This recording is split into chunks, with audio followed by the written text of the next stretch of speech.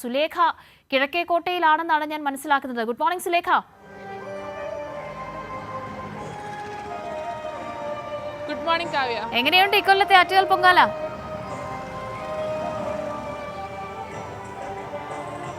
ആറ്റുകാൽ പൊങ്കാല അടിപൊളിയാണ്. കഴിഞ്ഞ വർഷത്തെ പോലെ തന്നെ ഇത്തവണയും ആളുകളൊക്കെ തന്നെയും കഴിഞ്ഞ ദിവസങ്ങളിലൊക്കെ തന്നെയും ആളുകൾ ഈ തിരുവനന്തപുരം നഗരത്തിലെത്തി അടുപ്പുകൾ കൂട്ടി നിൽക്കുന്നൊരു കാഴ്ച തന്നെയാണ് നമുക്ക് കാണാൻ കഴിയുന്നത്. ഇന്ന് രാവിലെയും ഇത്തരത്തിൽ വലിയ രീതിയിൽ തന്നെ അടുപ്പുകൾ തയ്യാറായി കഴിഞ്ഞു. അതിന് വെക്കാനുള്ള മൺകലങ്ങൾ മറ്റ് പാത്രങ്ങളൊക്കെ തന്നെയും ഇവർ തയ്യാറാക്കി കഴിഞ്ഞു.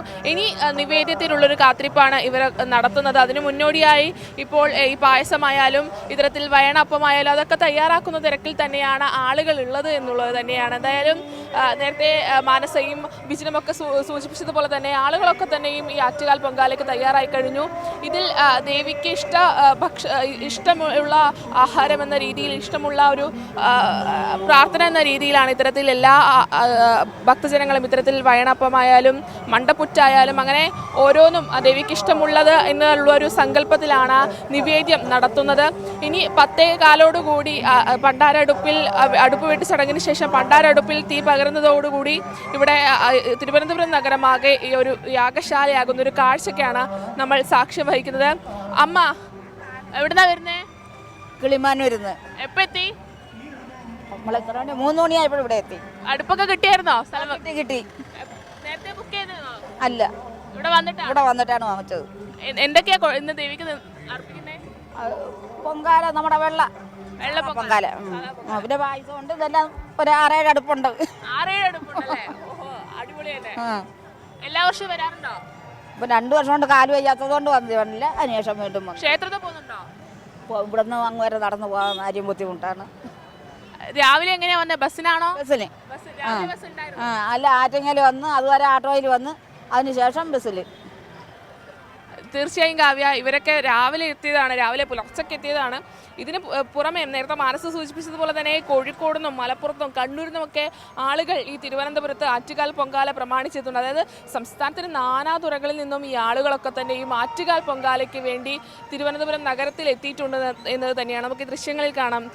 ഒരു ഇത്തരത്തിൽ ഈ പൊങ്കാല അർപ്പിക്കാനുള്ള ഒരുക്കങ്ങളാണ് ഇവിടെ നടക്കുന്നത്. ചേച്ചി എന്താ കൊടുക്കുന്നത്? ദേവിക്ക് എന്താ അർപ്പിക്കുന്നത്?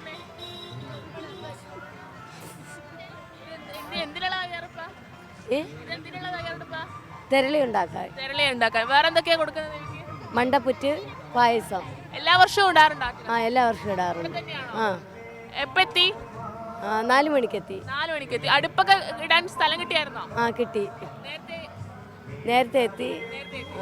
എല്ലാ വർഷവും ഇവിടെ തന്നെയാണോ? എല്ലാ വർഷവും ഇവിടെ അല്ല, പല സ്ഥലത്തായിട്ട് കേട്ടുന്നിടത്തിരിക്കും. തീർച്ചയായും കാവ്യ, എങ്ങനെയാണ് ആളുകളുടെ ഒരു പ്രതികരണം ഒക്കെ തന്നെയും വരുന്നത് എന്നുള്ളത് തന്നെയാണ്. വലിയൊരു ആഘോഷത്തിലാണ്, സന്തോഷത്തിലാണ് ഇത്തരത്തിൽ ആളുകളൊക്കെ തന്നെയും ഉള്ളത് എന്നത് തന്നെയാണ്. നേരത്തെ നമ്മൾ കവി സൂചിപ്പിച്ചതുപോലെ ഈ കിഴക്കേക്കോട്ട എന്ന് പറയുന്നത് തമ്പാനൂർ കഴിഞ്ഞാൽ ആളുകൾ എത്തിച്ചേർന്ന ഒരു വലിയൊരു കേന്ദ്രമാണ്. ഇത്തരത്തിൽ KSRTCയുടെ വലിയൊരു ഒഴുക്ക് തന്നെ നമുക്ക് ഈ കിഴക്കേക്കോട്ടയിൽ കാണാൻ കഴിയുമെന്നുള്ളത് തന്നെയാണ്. നമ്മൾ വന്ന സമയത്തൊക്കെ തന്നെയും ആളുകൾ ഈ ബസ്സിൽ നിന്ന് ഈ കൊതുമ്പുമൊക്കെയായി ആറ്റുകാൽ പൊങ്കാലയ്ക്ക് എത്തുന്ന ഒരു കാഴ്ച നമ്മൾ കണ്ടതാണ്. KSRTC ആണ് പലരും ആശ്രയിക്കുന്നത്. അത്തരത്തിൽ പലരും എന്നല്ല, ഇവിടെ എത്തുന്ന ഭൂരിഭാഗം ആളുകളും ഇത്തരത്തിൽ KSRTCയെ തന്നെയാണ് യാത്രാമാർഗമായി കാണുന്നത് എന്നത് തന്നെയാണ് നമുക്ക് കാണാൻ കഴിയുന്നത്. അത്തരത്തിൽ അതിരാവിലെ തന്നെ ഇവിടെ എത്തി സ്ഥലം പിടിച്ച് അടുപ്പ് വെച്ച് ഇത്തരത്തിൽ ഈ 10:15 പണ്ടാരടുപ്പിലേക്ക് തീ പകരുമ്പോൾ തങ്ങളും ഇത്തരത്തിൽ ആറ്റുകാൽ പൊങ്കാലയുടെ ഭാഗമാകുന്നതിന് വേണ്ടി എല്ലാ ഒരുക്കങ്ങളും പൂർത്തിയായിട്ടുണ്ട് എന്നത് തന്നെയാണ് നമുക്ക് ഈ ദൃശ്യങ്ങളിൽ നിന്നൊക്കെ മനസ്സിലാക്കാൻ കഴിയുന്നത്. അതിനൊപ്പം തന്നെ ഈ കിഴക്കേക്കോട്ട എന്ന് പറയുന്നത് വലിയൊരു വിപണന കേന്ദ്രമായി, പൂവായാലും മറ്റ് ഈ പൊങ്കാലയ്ക്ക് ആവശ്യമുള്ള പഴങ്ങളായാലും ഒക്കെ തന്നെ വിൽപ്പന നടന്ന ഒരു കേന്ദ്രം കൂടിയായി ഈ കിഴക്കേക്കോട്ട മാറുന്നുണ്ട് എന്നത് തന്നെയാണ് നമുക്ക് ദൃശ്യങ്ങളിൽ നോക്കിയാൽ മനസ്സിലാകും. വിവിധ ഭാഗത്ത് നിന്ന്, തിരുവനന്തപുരത്തിൻ്റെ വിവിധ ഭാഗത്ത് നിന്ന്, അതിനൊപ്പം തന്നെ സംസ്ഥാനത്തിൻ്റെ വിവിധ ഭാഗത്തു നിന്നൊക്കെ തന്നെയും ആളുകൾ ഇവിടെ എത്തി ഈ പൊങ്കാല അർപ്പിക്കുന്നതിന് വേണ്ടിയുള്ള ക്രമീകരണങ്ങൾ, ഒരുക്കങ്ങൾ നടത്തുന്നത് എന്നത് തന്നെയാണ്.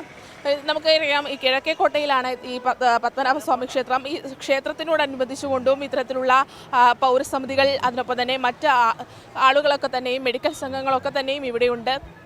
അവർ ഈ ഭക്തജനങ്ങൾക്ക് വേണ്ടിയിട്ടുള്ള ക്രമീകരണങ്ങൾ അല്ലെങ്കിൽ സൗകര്യങ്ങൾ ഒരുക്കുമെന്നുള്ളത് തന്നെയാണ് ആരോഗ്യ വകുപ്പിൻ്റെ ഭാഗത്ത് നിന്ന് ഇത്തരത്തിൽ മെഡിക്കൽ സംഘം 10 പേരടങ്ങുന്ന മെഡിക്കൽ സംഘം ഈ സ്ഥലത്തുണ്ട്. ഇവർ കൃത്യമായ രീതിയിൽ തന്നെ ഭക്തജനങ്ങൾക്ക് ആവശ്യമുള്ള ഘട്ടങ്ങളിൽ ഓരോ ഘട്ടങ്ങളിലും ഇത്തരത്തിലുള്ള കാര്യങ്ങൾ ആരോഗ്യപരമായി ആവശ്യമുള്ള കാര്യങ്ങളൊക്കെ തന്നെയും ഒരുക്കും. നമുക്കറിയാം ഈ ചൂട് കൂടിയ സാഹചര്യമാണ്. ഇന്നലെയൊക്കെ തന്നെയും മഴ ഉണ്ടാകുന്നൊരു സാഹചര്യമുണ്ടെങ്കിലും ചൂട് കൂടുന്നൊരു സാഹചര്യമാണ് നിലവിലുള്ളത്. അതുകൊണ്ട് തന്നെ ഹീറ്റ് ക്ലിനിക് അടക്കമുള്ള കാര്യങ്ങൾ ആരോഗ്യ വകുപ്പിൻ്റെ ഭാഗത്തു നിന്നുണ്ടാകും.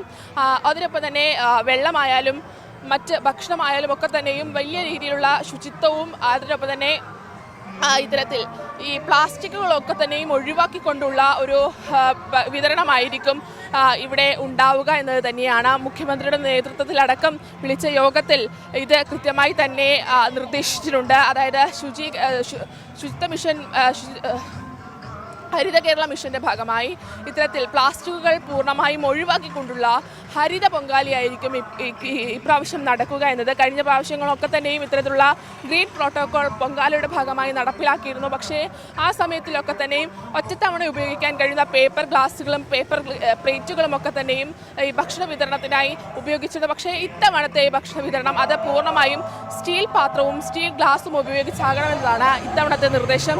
അത് എല്ലാ സന്നദ്ധ സംഘടനകളും അതിനൊപ്പം തന്നെ പൗരസമിതികളും നടപ്പിലാക്കണമെന്നതുകൂടി മുഖ്യമന്ത്രിയുടെ നേതൃത്വത്തിൽ ചേർന്ന യോഗത്തിൽ നിർദ്ദേശം നൽകിയിരുന്നു. അത് അത്തരത്തിലുള്ളൊരു പരിശോധനകളും ഈ പൊങ്കാലയുടെ ഭാഗമായി ഉണ്ടാകുമെന്നതാണ് നമുക്ക് മനസ്സിലാക്കാൻ കഴിയുന്നത്. അതിനൊപ്പം തന്നെ റവന്യൂ ആരോഗ്യ